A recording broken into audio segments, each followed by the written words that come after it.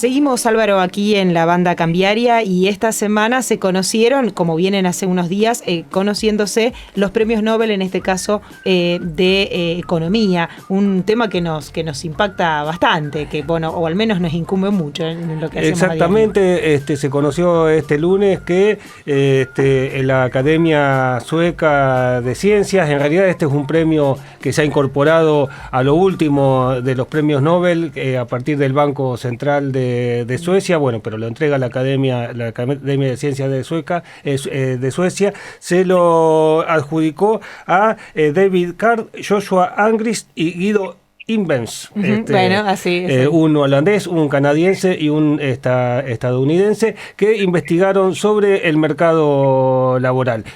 Bueno, para hablar un poco que nos desasne de un poco lo que investigan estos economistas y por dónde está un poco caminando la investigación económica, tenemos una invitada especial. Sí, estamos hablando de Laura Di Capua, que es docente, investigadora de la Facultad de Ciencias Económicas de la Universidad Nacional de Rosario, también es investigadora del Instituto de Investigaciones Económicas de la misma facultad y abocada fundamentalmente a todo lo que tiene que ver con el mercado laboral, con los temas laborales, así que consideramos que es la especialista que nos va a poder ayudar un poco a analizar todo esto que recién mencionabas y la mención que hizo la Academia Sueca a estos Nobel de Economía. Laura, buenas tardes. Álvaro Torriglia, Sandra Sicarete, te saludamos. ¿Cómo estás? Hola, ¿qué tal? Buenas tardes a ambos. Todo muy bien, muchas gracias por la comunicación. Gracias a vos. No, gracias por atendernos. Laura, bueno, ¿quiénes son los que ganaron el premio Nobel? Bueno, les cuento un poco. Entonces, estos tres investigadores, bueno, son personas con una muy larga trayectoria en el análisis tanto de temas relativos a la economía laboral, especialmente eso en el caso de David Card, que es un profesor de la Universidad de California, Berkeley, y tanto Joshua Angrist como Guido Imbens, también economistas, que también trabajan en universidades de Estados Unidos, están más bien abocados a cuestiones un tanto más metodológicas de los análisis de efectos causales. Uh-huh. En realidad, o sea, yo creo que se los ha englobado en un mismo galardón, porque los tres han hecho aportes muy, digamos, importantes y que son complementarios y se refuerzan entre sí. Y básicamente el denominador común de las investigaciones por las cuales fueron galardonados en este año tienen que ver con la importancia que se le asigna en la investigación empírica de las ciencias sociales a lo que se llaman experimentos naturales. Uh-huh. Uh-huh. Un tema controversial un poco, ¿no? En realidad, bueno, justamente, digamos, la ciencia económica, que es una ciencia social, justamente uno de los elementos que tiene, a diferencia de otras ciencias dudas, es la imposibilidad, ¿no?, de realizar lo que se llaman, ¿no?, experimentos de laboratorios o ensayos clínicos, ¿no? Entonces, claro, muchas veces la evidencia, ¿no?, que uno busca en datos observacionales, ¿no?, que muchas veces van a corroborar diversas modelizaciones teóricas, es muy difícil realizarla en las ciencias sociales porque justamente no es posible controlar todos los elementos que pueden afectar los comportamientos de las personas. Y entonces, digamos, ahí viene la importancia de lo que son estos experimentos naturales.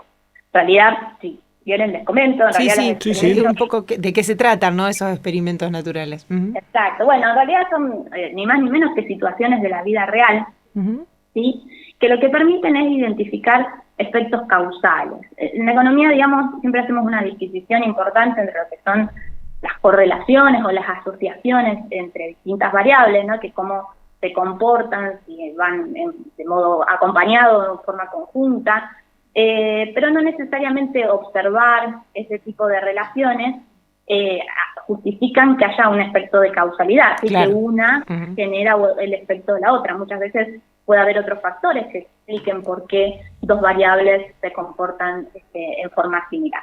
Entonces, justamente valiéndose de la existencia, digamos, de estos experimentos naturales que pueden surgir, por ejemplo, ¿no?, por hechos aleatorios de la naturaleza o, digamos, que sin ninguna, que surgen espontáneamente, o incluso por cambios en regulaciones o en políticas económicas, generan la posibilidad de poder comparar, ¿no?, entre lo que son, los efectos de esos determinados hechos y lo que podría haber sucedido, ¿no?, que es este contrafactual de no haber ocurrido ese hecho, que es lo que siempre, lo ideal, ¿no?, comparar la situación producto de ese hecho fortuito o este cambio de regulación o de política en relación a qué hubiese ocurrido si eso no hubiese tenido lugar.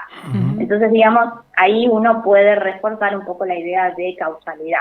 Y ahí, Laura, en el caso de las investigaciones que dieron con el premio Nobel, un poco para contarle a nuestros oyentes sobre qué se basaron fundamentalmente y cuáles experimentos naturales realizaron de alguna manera un poco para llegar a este trabajo de investigación.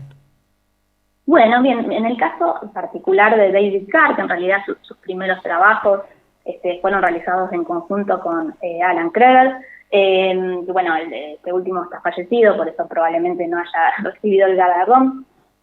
Básicamente, estudio, digamos, por lo que fue premiado, tiene que ver con 3 análisis o estudios empíricos que él hizo desde el principio de la década del 90, que están relacionados con los efectos que tiene el incremento sobre el salario mínimo, por un lado. Otra investigación de él tiene que ver con los impactos de la inmigración sobre los mercados laborales de los países que reciben los flujos migratorios de trabajadores extranjeros.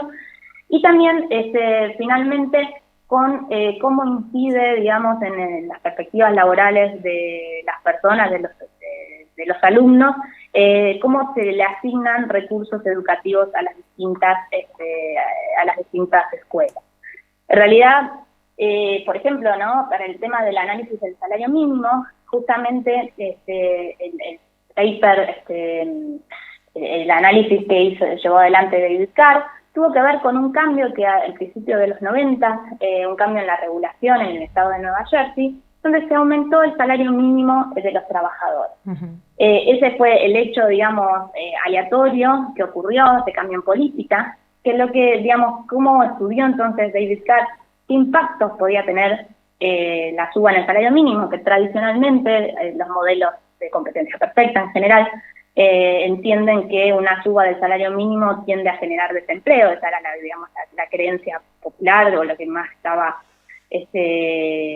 digamos, en boga en ese momento, hasta que se llevaron a cabo estas investigaciones.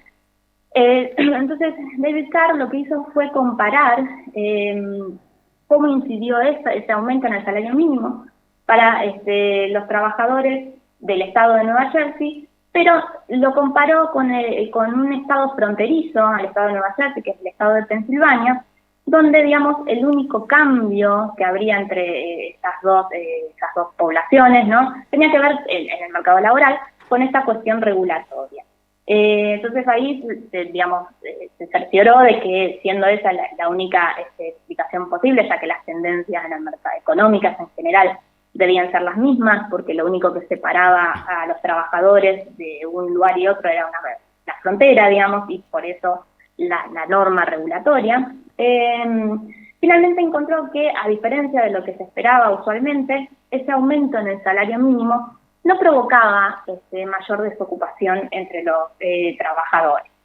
Después, bueno, surgieron algunas posibles explicaciones, que primero tenían que ver con cuestiones de que quizá ese aumento en los costos de las empresas eran trasladados a precio de los bienes finales, sin incidir por eso mucho en la demanda. Incluso también la posible existencia de mercados con asimetrías en el poder de negociación, porque en realidad este estudio se hizo sobre las cadenas de restaurantes de comidas rápidas, que en general tienen bastante poder de negociación como contratantes de trabajadores. Entonces, cuando existen asimetrías en el poder de negociación entre las empresas que contratan trabajadores y los mismos trabajadores, por ejemplo, una normativa de este tipo no generaría un aumento del desempleo, sino al contrario, podría incluso generar que más trabajadores, como el salario mínimo es más alto, decidieran incorporarse a la fuerza del trabajo. Entonces, bueno, fue bastante revolucionario porque de algún modo vino a poner en duda la convención que se tenía hasta ese momento, de que en realidad subas en el salario mínimo incidían negativamente en el empleo. Claro, y también algo parecido concluyó con respecto a la inmigración, ¿no? Exacto, bueno, en este caso el hecho fortuito, digamos, o sea, lo que dio lugar a este experimento natural, tiene que ver con el hecho de que en abril de 1980 Fidel Castro permite, ¿no?, un hecho, digamos, atípico, dejar a Cuba a todas aquellas personas que deseaban hacerlo, ¿no? Entonces esto que provocó una ola sin precedentes de inmigrantes cubanos, especialmente en la ciudad de Miami. De hecho, se estima que en aquel momento, digamos, entre mayo y septiembre de 1980, la fuerza laboral en esa ciudad subió un 7%, producto, ¿no?, de esa fuerte inmigración que se provocó por esa medida que se tomó en Cuba. Entonces, bueno, acá el interrogante, ¿no?, y siempre se estudian estas cuestiones de inmigración, es ver si la inmigración genera una caída en los salarios y un aumento en la desocupación de los residentes locales, ¿no? Claro. La gran preocupación.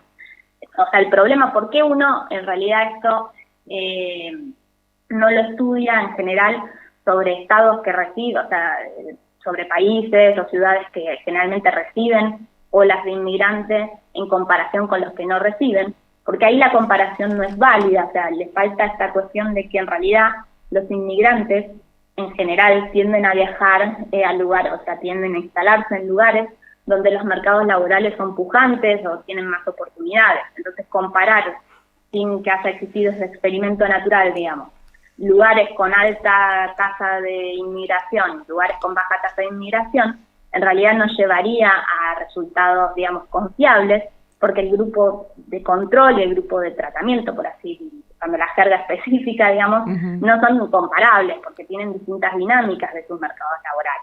En cambio, como esto surgió como un hecho, digamos, azaroso de la historia, ahí sí permitía, digamos, a llevar a cabo este experimento y analizar los resultados, teniendo en cuenta, digamos, la validez de los hallazgos que se encontraron. Y ahí, digamos, Sí, no, ahí te iba a preguntar el hallazgo, ¿no? El hallazgo fue que, bueno, a diferencia también de lo que se esperaba usualmente, de que en realidad la llegada de numerosos inmigrantes a una ciudad pueda generar pérdidas de empleo y de salario de los residentes locales, se comprobó que eso no fue así, que en realidad sí pudo haber tenido alguna incidencia sobre personas que hayan inmigrado en forma previa, pero no necesariamente para las personas locales, digamos, del lugar de residencia.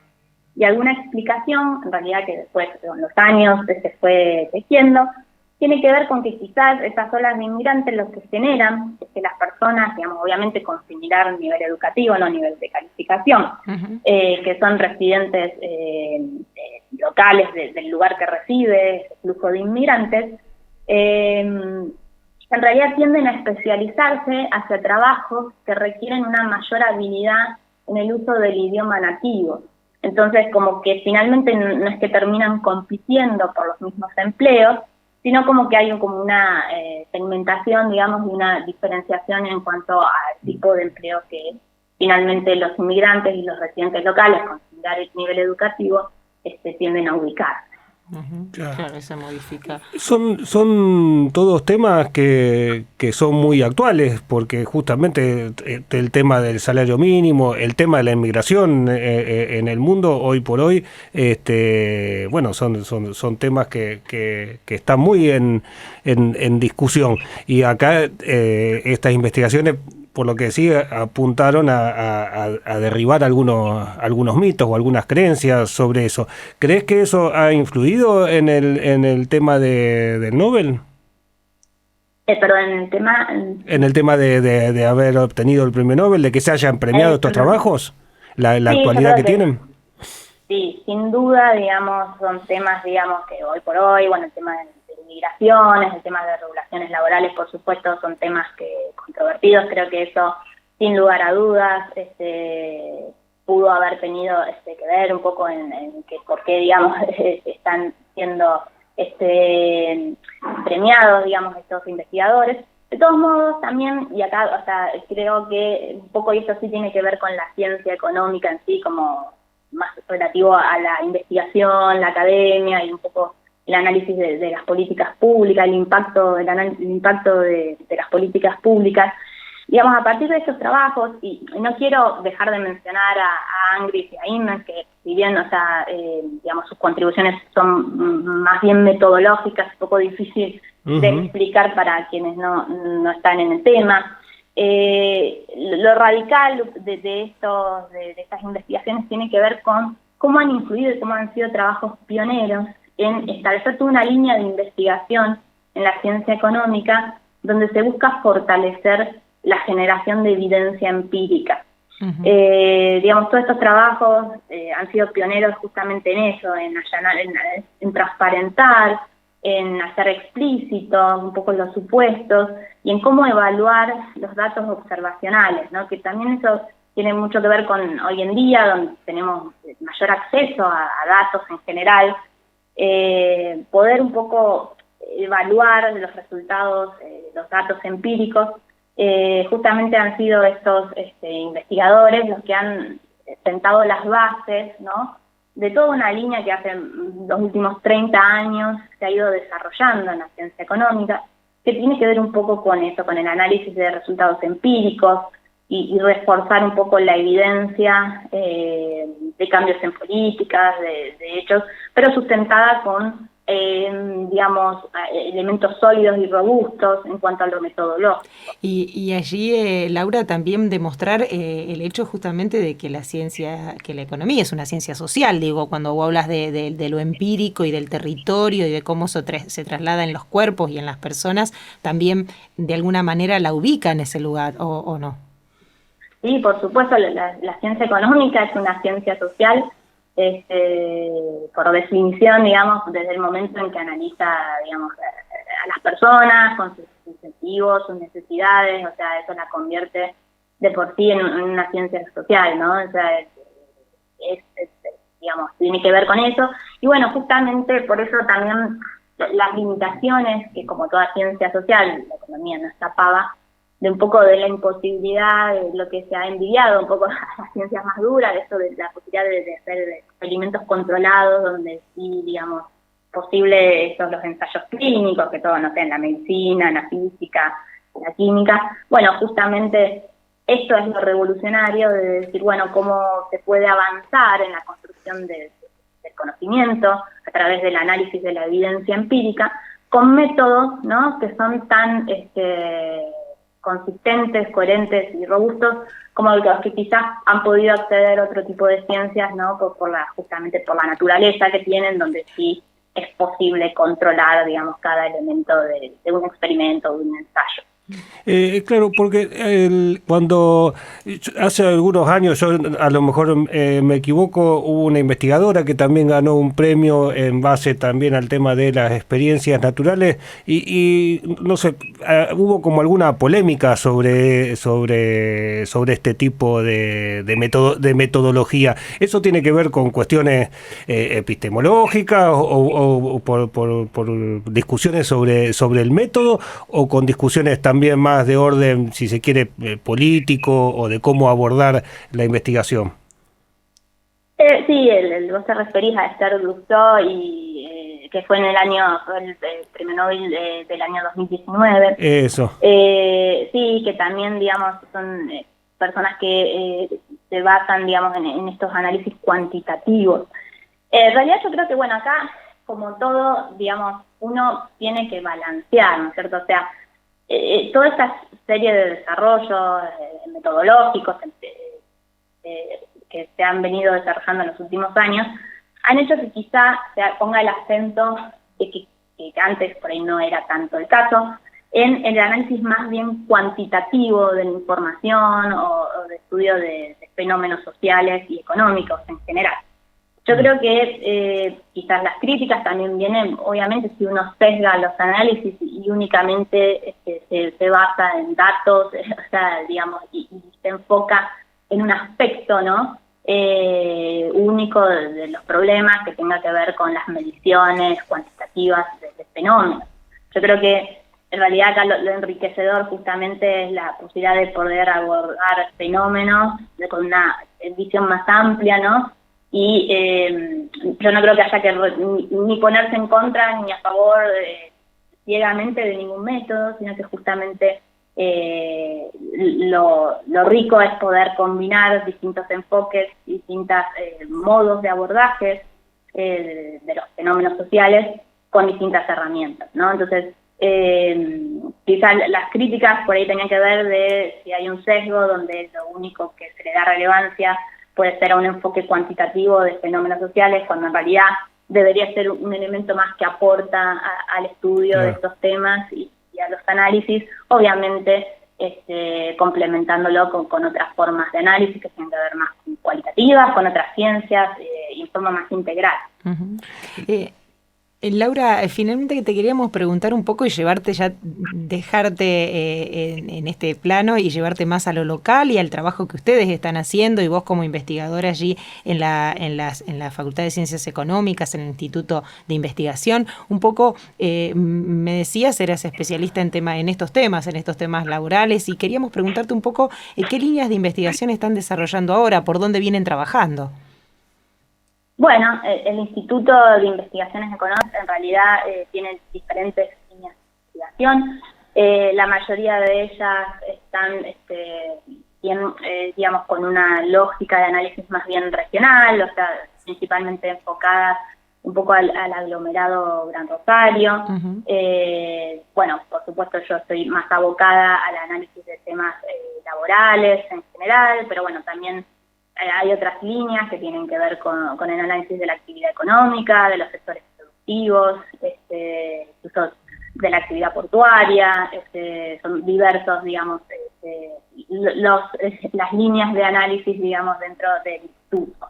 Uh-huh. Por ahí, si querés, no sé, en términos laborales, te puedo comentar un poco lo que estábamos analizando últimamente. Bueno, en realidad estuvimos reparando un poco en los impactos, ¿no?, que ha tenido la crisis desatada por la irrupción del COVID, en todos los indicadores que tienen que ver con nivel de empleo, bueno, salarios, tasa de participación laboral en general.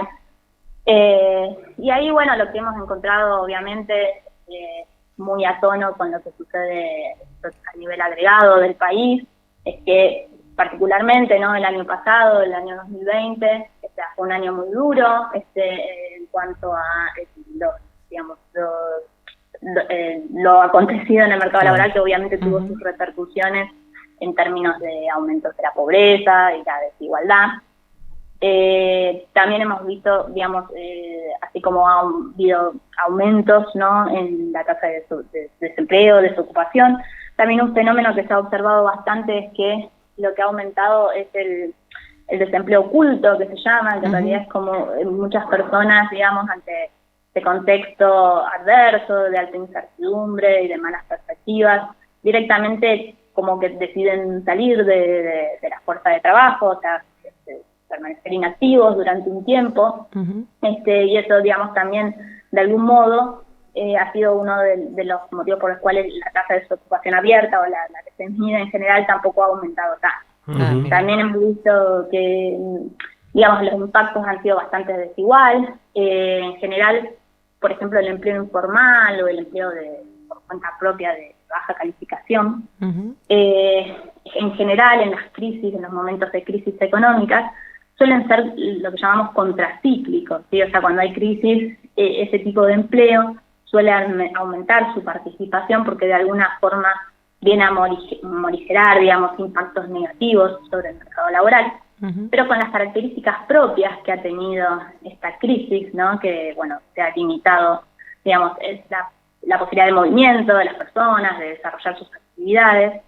Bueno, eso como que a diferencia entonces de otras crisis, lo que se ha visto impactado sobre medida es justamente el empleo informal, o el empleo por cuenta propia de baja calificación. O sea que bueno, todavía un laboratorio que se está trabajando, porque todavía seguimos en este proceso que si bien la pandemia no ha terminado, bueno, de a poco vamos saliendo, digo, así que realmente impactante los datos que decís, y te convocamos ya directamente para una nueva entrevista dentro de poco, donde podamos un poco hablar exclusivamente del Gran Rosario y de este trabajo de investigación tan interesante que mencionás. La verdad que nos gustaría mucho. Bueno, desde ya, encantada, y muchas gracias a ustedes por participar. Bueno, muchísimas gracias. Hasta luego, Laura. Hasta luego. Así pasaba Laura Di Capua, que es docente, es investigadora de la Facultad de Ciencias Económicas de la Universidad Nacional de Rosario, pero también es investigadora del Instituto de Investigación Económica que funciona allí en la facultad. La verdad, interesantísimo, Álvaro, porque no solamente hablamos del Nobel y nos permitió analizar un poquito en detalle todo esto que a veces es tan complejo, sino este último dato, ¿no? Cómo están trabajando el mercado laboral o el impacto de la pandemia en el mercado laboral del Gran Rosario. Claro, el Instituto de Investigaciones Económicas de la facultad tiene grandes líneas de investigación con un cuerpo de investigadores muy importante que trabajan sobre lo que es el aglomerado Gran Rosario y sobre todo en este caso en el tema de la distribución del ingreso, el mercado laboral y por supuesto el impacto que ha tenido la última crisis. Un buen adelanto nos ha hecho también de los trabajos que están haciendo al respecto. Exactamente. Bueno, así pasaba entonces Laura Di Capua. Quédese en los podcasts de la Banda Cambiaria.